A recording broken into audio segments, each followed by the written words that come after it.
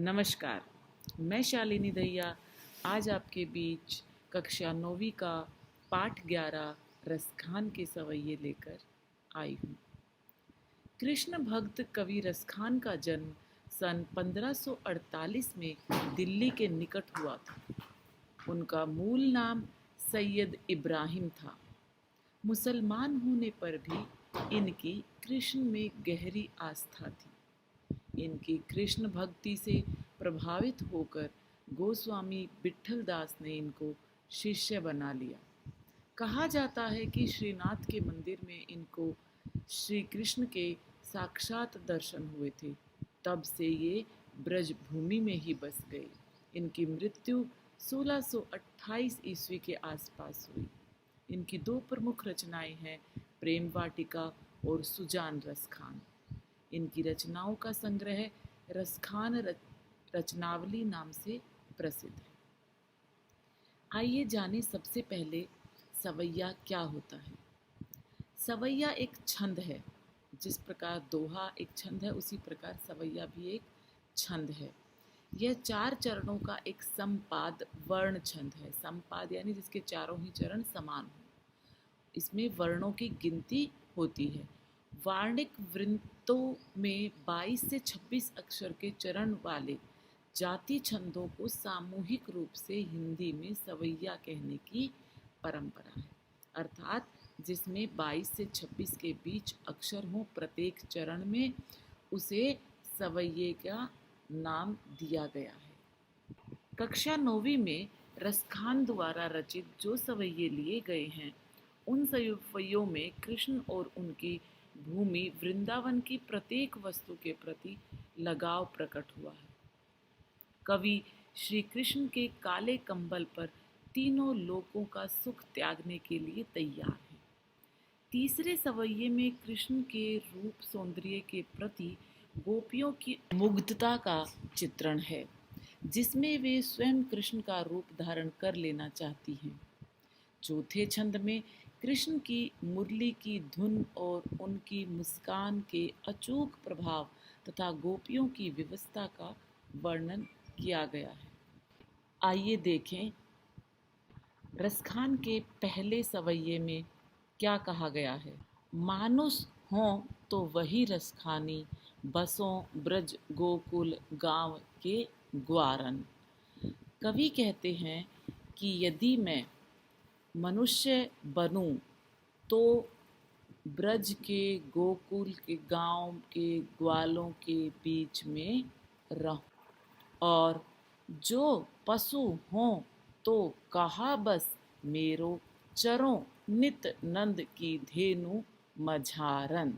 अर्थात जो यदि पशु हो यानी बनूं तो कहा बस, तो मेरा जो कार्य क्षेत्र है उसका वश यानी वो हो मेरो चरों, और मेरा चरने का जो स्थान हो नित्य यानी हमेशा, नंद की धेनु नंद की गायों के मझारन अर्थात बीच में।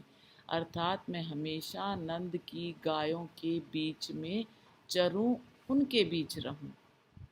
पाहन हो तो वही गिरि को, जो कियो हरि छत्र पुरंदर धारन।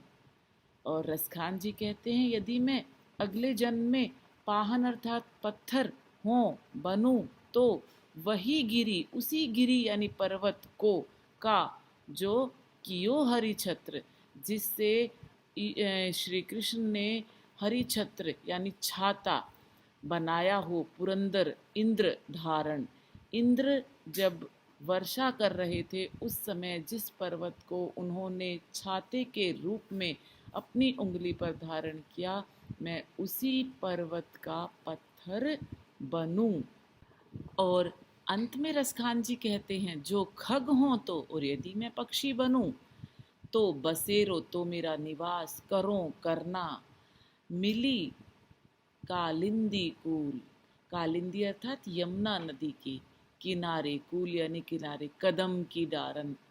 यमुना नदी के किनारे जो कदम्ब का पेड़ है उसकी डाल पर मैं अपना बसेरा करूं, क्योंकि उसी डाल पर बैठकर श्री कृष्ण मुरली बजाते थे। रसखान जी चाहते हैं कि मैं कृष्ण जहाँ पर रहे उसी जगह पर रहकर उनका एहसास पाऊं, उनको वहाँ पर महसूस करूं, क्योंकि वे कृष्ण के अनन्य भक्त हैं और उनसे अत्यधिक प्रेम करते हैं। यहाँ पर बसों ब्रज में अनुप्रास अलंकार का सुंदर प्रयोग है। इसके अतिरिक्त गोकुल गांव के ग्वारन में भी अनुप्रास अलंकार है। नित नंद की धेनु मंझारन में भी नए नए की आवृत्ति के कारण अनुप्रास अलंकार है। कालिंदी कूल कदम क की आवृत्ति के कारण अनुप्रास अलंकार है। एक बार पुनः इसका अर्थ देखते हैं। कृष्ण की लीला भूमि ब्रज के प्रति अपना लगाव प्रकट करते हुए कवि रसखान जी यहाँ कहते हैं कि यदि अगले जन्म में मैं मनुष्य बनूं तो गोकुल गांव के ग्वालों के बीच मेरा निवास हो या मैं वहाँ पर निवास करूं। यदि मैं पशु बनूं तो इसमें मेरा कोई जोर या वश नहीं है, फिर भी मैं नंद बाबा की गायों के बीच में ही चरना चाहता हूँ, वही रहना चाहता हूँ। और यदि मैं पत्थर बनूं तो उसी गोवर्धन पर्वत का पत्थर बनना चाहता हूँ जिसे श्री कृष्ण ने अपनी उंगली पर उठाकर इंद्र के प्रकोप से बचाया था। और यदि मैं पक्षी बनूं तो उसी कदम्ब के पेड़ पर मेरा बसेरा बनाऊं जो यमुना के किनारे है तथा जिसके नीचे श्री कृष्ण रास रचाया करते थे और जिसकी डाली पर बैठकर वो अपनी मुरली की मधुर तान सबको सुनाया करते थे। आइए देखते हैं दूसरा सवैया। या लकुटी और कामरिया पर राज तिहु पुर को तजी डारो। रसखान जी कहते हैं या यानी इस, लकुटी यानी लाठी, और यानी और, कामरिया यानी कंबल। जो लाठी श्री कृष्ण धारण करते थे, जो कंबल कंधे पर श्री कृष्ण धारण करते थे, उसके ऊपर राज तिहुपुर, तीनों लोकों का राज को तजी डारो, मैं त्याग सकता हूँ। इन दोनों चीज़ों के लिए मैं तीनों लोकों का राज भी त्याग सकता हूँ। आठों निधि, आठों सिद्धि नौ निधि के सुख, नंद की गाय चराई बिसारो। और यदि मुझे कोई आठों सिद्धियां देना चाहे और नौ निधियां, निधियां यानी खजाने, खजाने 9 तरह के बताए गए हैं और सिद्धियां 8 तरह की, 8 तरह की सिद्धियां धारण करके मनुष्य उससे ऊपर अब कुछ नहीं बचता है, सारी सिद्धियां धारण कर लेता है। 8 तरह की सिद्धियां और 9 तरह के खजानों का सुख भी मैं छोड़ सकता हूँ। यदि कोई मुझे नंद की गाय चराने के लिए दे तो मैं उसके लिए इनको भूल सकता हूँ। इतना अधिक प्रेम करते हैं रसखान जी कृष्ण की गायों से, कृष्ण के वस्तुओं से, कृष्ण से जुड़ी हुई चीज़ों से। आगे कहते हैं रसखान कबो इन आखिन सो, ब्रज के बन बाग तड़ाग निहारो। रसखान जी कहते हैं कि मैं अपने आँखों से ब्रज भूमि पर स्थित बागों को, वनों को, तालाबों को निहारना चाहता हूँ, अर्थात देखना चाहता हूँ। कोटिक करोड़ों एकलधोत सोने के धाम भवन, करील के कुंजन ऊपर वारो। जिन कांटेदार झाड़ियों में गाय चराने गए हुए दोपहर में श्री कृष्ण आराम करते थे, उन लताओं के घरों में जहाँ पर वे दोपहर को अपना समय बिताते थे, उन झाड़ियों के घरों के लिए मैं करोड़ों सोने के भवनों को भी त्याग देना चाहता हूँ। एक बार पुनः देखते हैं। श्री कृष्ण से जुड़ी वस्तुओं के प्रति प्रेम प्रकट करते हुए रसखान जी कहते हैं कि जिस लाठी और कंबल को लेकर कृष्ण गाय चराया करते थे, उसके बदले में तीनों लोकों का सुख त्यागने को तैयार हूँ। मैं नंद की गायों को चराने के लिए आठों सिद्धियों और 9 निधियों का सुख भी भूल सकता हूँ। मैं ब्रज भूमि पर स्थित बागों, वनों, तालाबों को निहारते रहना चाहता हूँ, उन्हें देखते रहना चाहता हूँ, जिससे मुझे श्री कृष्ण की अनुभूति होती रहे, उनका एहसास होता रहे। मैं इन करील के कुंजों में रहने के बदले हजारों सोने के महलों का सुख भी त्याग सकता हूँ। यहाँ पर भी नवनिधि, वन बाग, कोटिक अकलधोत के धाम, करील के कुंजन, इन इन स्थानों पर अनुप्रास अलंकार की सुंदर छवि देखने को मिलती है। अगले सवैये में रसखान जी कहते हैं, मोर पखा सिर ऊपर राखी हूँ, गुंज की माल गरे पहिरोंगी, ओढ़ी पीतांबर ले लकुटी, बन गोधन ग्वारिन संग फिरोंगी। यहाँ पर दो सखियाँ आपस में बात कर रही हैं, उसकी सुंदर प्रस्तुति रसखान जी ने दी है।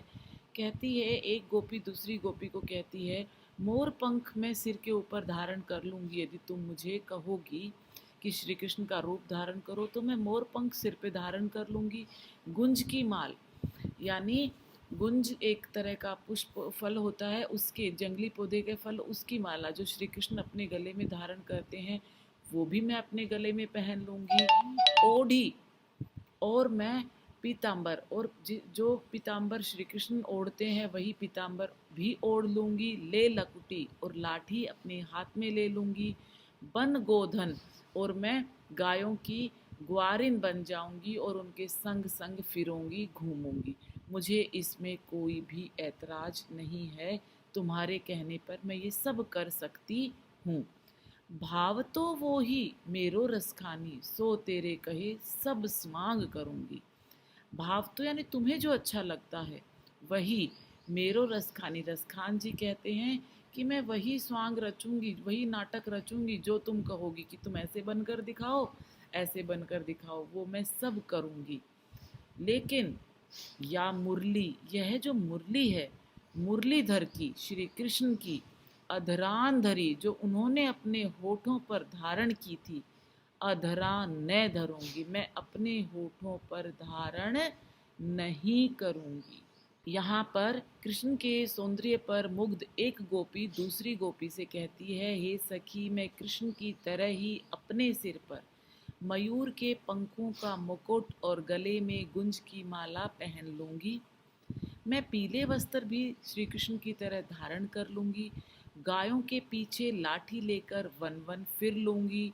मेरे कृष्ण को जो भी अच्छा लगता है या तुम्हें जो भी अच्छा लगता है, मैं उनके कहने पर, तुम्हारे कहने पर सब कुछ करने को तैयार हूँ। लेकिन हे सखी, कृष्ण की उस मुरली को मैं अपने होठों पर कभी भी धारण नहीं करूँगी। उस मुरली ने ही श्री कृष्ण को हमसे दूर किया है। जब वो मुरली की धुन बजाते हैं होठों पर धारण करके, उस समय वो सब कुछ भूल जाते हैं। एक प्रकार से मुरली हमारी सोतन है, मैं उसे कभी अपने होठों पर धारण नहीं करूँगी। इस सवैये में एक मुरली और मुरलीधर, ये दो शब्द आए हैं। अधरान धर न धरो, यहाँ पर अधरान अधरों पर नहीं, धरा धरूंगी। मुरली मुरलीधर, यहाँ पर यमक अलंकार है। अधरान न अधरों पर नहीं, अधरान अधरों पर, इसके दो अर्थ हैं। अंतिम सवैये में रसखान जी कहते हैं, कानिन दे उंगरी रही बो, जब ही मुरली धुनी मंद बजे ही, मोहिनी तानन सो रसखानी, अटा चढ़ी गोधन गहे तो गहे, टेरी कहो सिगरे ब्रज लोगिनी, काली को कितनो समझाई, मायरी व मुख की मुस्कानी, संभारी न जहे न जहे न जहे। जब गोपियों को श्री कृष्ण के पीछे पीछे जाने से लोग रोकते हैं, उनकी माताएं रोकती हैं, तो गोपी जवाब देती है कि ठीक है, कानन्नी यानी कानों में, दे उंगली, उंगली देकर रहूंगी। जब भी मुरली धुनी मंद मंद बजेगी, जब भी मुरली की धुन मंद मंद बजनी शुरू होगी, मैं कानों में उंगली दे लूंगी, मैं पीछे पीछे नहीं जाऊंगी। मोहिनी तानन, उस मन को मोहने वाली, तानन यानी धुन, सो रसखानी, अटा चढ़ी, गोधन गेहे तो गेहे, मुरली की वो सुंदर धुन जब वो अटारी पर चढ़कर कृष्ण गाएंगे तो गाते रहे, मैं अपने कानों में उंगली दे लूंगी।